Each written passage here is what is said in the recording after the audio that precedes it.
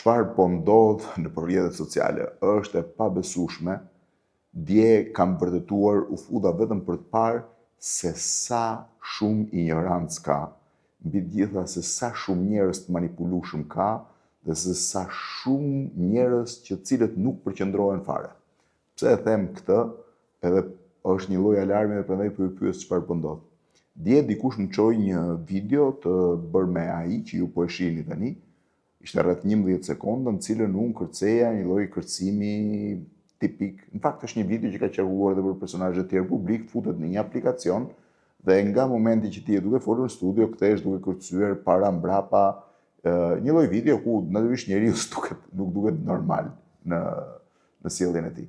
Po më vinte nga aq shumë beta kjo video, mu duk fan, ju e dini që unë me raportet me memet edhe me po i quaj këtë lloj gjëje kam shumë mirë dhe thash po e postoj në profilin tim. Tash 11 sekonda e postova duke thënë që shihë si më kanë bërë, me që unë i kam qef memet edhe made using artificial intelligence. Pra në një farë mënyre ishte e sqaruar që bëhet fjalë për një meme që vinte nga inteligjenca artificiale dhe që ma këshim bërë të tjerët. Dhe çfarë më ndodhi dhe çfarë vura re? Gjëja që vura re ishte që mas pak kohe, ata që analizojnë profilin tim, pra më quan një informacion që rreth 75% e komenteve, dhe ishin shumë komente, tani duhet i shoh sa kanë britur deri në këtë moment që unë po bëj videon, që padyshim nuk jam pak, deri këtë moment që unë po bëj videon, kjo ka 1.2 milion shikime dhe 450 komente. 75% e komenteve sipas personave që i analizonin, besonin që unë isha duke kërcyer vetë dhe që kjo ishte një video e bërë nga unë vetë. Thoshin, je i çmendur, ç'të ndodhi kështu, të ka ikur mendja, ç'është ky budallik që bën, si mund dali njeriu kështu, çfarë mund bëj kështu.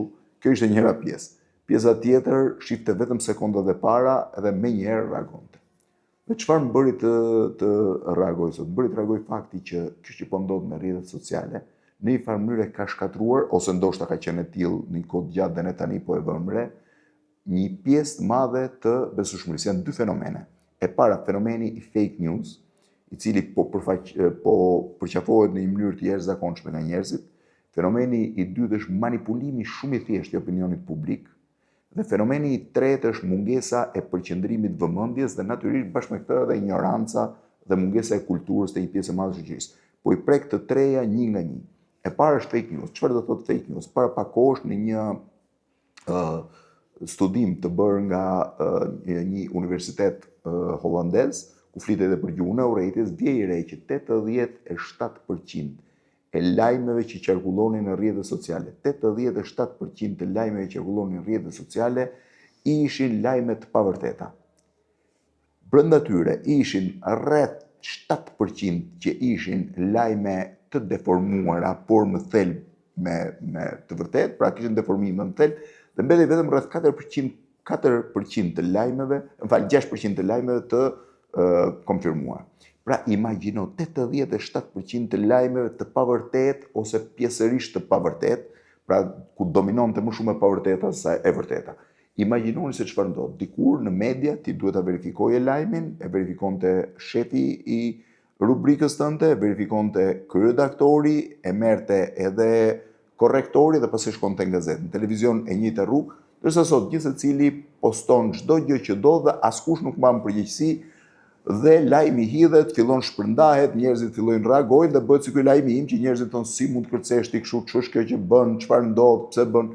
Të njëjtën gjë kam vënë re me lajme nga më absurdet, me montazhe fjalësh të marra ndaj këtej, të cilat njerëzit i marrin komplet për të vërteta.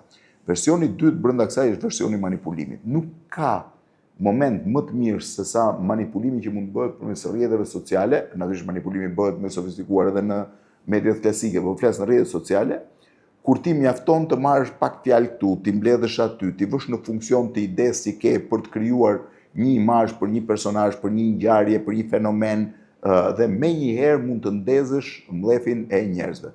Kjo është një gjë edhe e hershme, sepse mbaj mend që Selma Rushdie në kujtimet e tij tregon se si një frazë e nxjerr komplet nga konteksti, sepse librin e tij se kishte lexuar po thjesht askush, po e nxjerr nga një gazetare e Iranit shkoi tek Ayatollah Khomeini dhe ai e dënoi me vdekje Salman Rushdieun dhe ai vuajti gjithë jetën e tij nga një manipulim i vogël i fjalëve, pra i fjalëve të tij në një intervistë, jo i thelbit të librit të tij.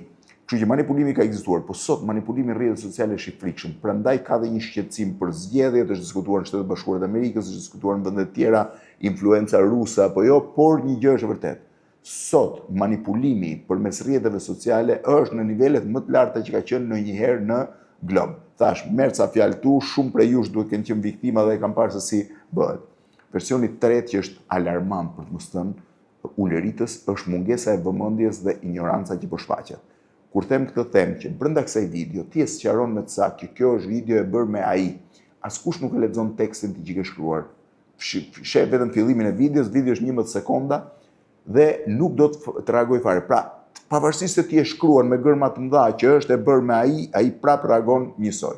Versioni i dytë po aq problematik është fakti që shpesh herë njerëzit duke dëgjojnë videon deri në fund. Edhe pse ti bën konkluzionin në fund, thon si s'ke turp, ti nuk e thën këtë gjë. Ndërkohë që po ti thua, shikoj, shi edhe 7 sekonda më tuti do ta kuptosh që është thënë dhe kjo, thot më fal se nuk e pash. Pra zakonisht shohin 7-8 sekondat e para, kështu që ti duhet t'ju thuash që në fillim gjën, nuk lejojnë as hyrje, as komente, as gjëra tjera. E treta pastaj, brenda kësaj pjesë të tretë, pra ka një nën pikë të tretë, që është ignoranca e tej frikshme. Rreth 4 vjet më parë, më mend që isha në urën e mesit, edhe shkova për të bërë ca fotografi dhe për ta parë, kisha ndoshta 30 vjet pa shkuar në urën e mesit, që prej fillimit të viteve 90. Edhe shkova, bëra një foto dhe e postova një nga monumentet më të rëndësishme të kulturës në Ballkan, vetëm në Shqipëri, ura e mesit, ka që gjatë, ka që gjerë, e tjera. Menjëherë pata një sër reagime, që ishin reagime të vërteta, që më thoshin pse kanë bërë ura e mesit dhe jo ura e Ronaldos. Natyrisht brenda tyre kishte edhe me ironi, po një pjesë e kishin me seriozitet, sepse Messi, për ta është vetëm Messi futbollisti, nuk ekzistonte asnjë mes tjetër. Duke parë këtë këmbgulje, duke kuptuar që ishim në një lloj, po quaj terreni komplet ignorantësh, i bëra një postim me ironi dhe i thash që meqense shumë veta më kanë pyetur pse është e Messi dhe jo Ronaldos, atëherë dhe pse i kam vënë këtë emër, duhet pyesni Mehmet Pash Plakun, duke pasur parasysh Mehmet Pash Bushatliu, që është njëri prej personave që e sollin formën aktuale, sepse ura është më e vjetër. Dhe mbase e gjeni në Instagram, thash do ta pyesni pse e ka vënë ura e Messit dhe ura e Ronaldos.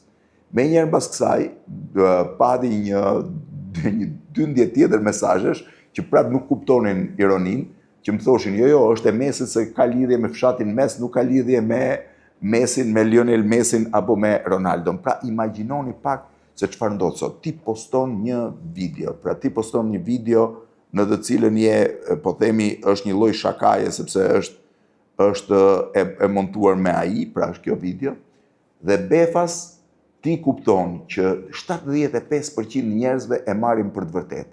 Imagjino sikur të duash ti manipulosh këta njerëz se ku shkon. Dhe ky është një nga problemet e mëdha sot. Çfarë po ndodh me manipulimin online, çfarë po ndodh me njerëzit pa mend në kokë që mund t'i përdorësh si duash.